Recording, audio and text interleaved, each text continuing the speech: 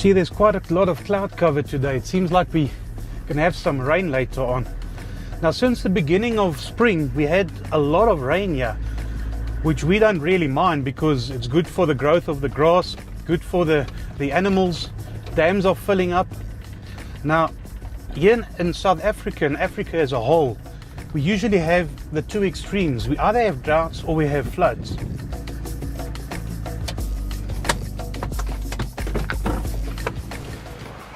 Now, as I mentioned, you get your extreme droughts and your extreme floods here in South Africa.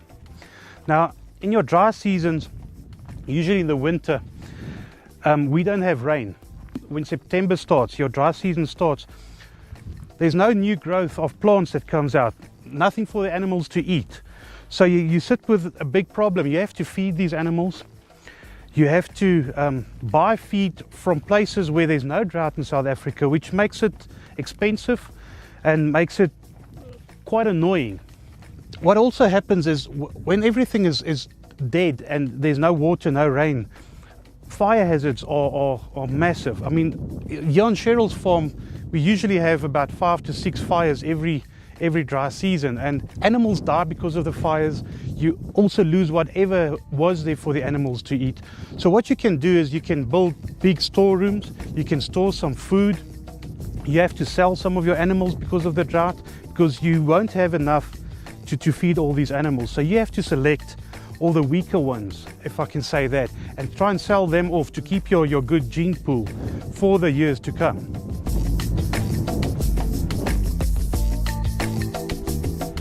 Now, usually after your droughts, you tend to get floods. Now, it can be flash floods or it could be downpouring for weeks on end. Now, here on Cheryl's farm, there's a lot of hills, and in between these hills are gorges like this one. Now, there at the bottom, you can see she actually made provision for the downpouring when it comes. She built a big dam wall there so that the water does not flow over and overflow all the houses at the bottom there. This was not actually built to be a dam, but it helps with the water when it comes down.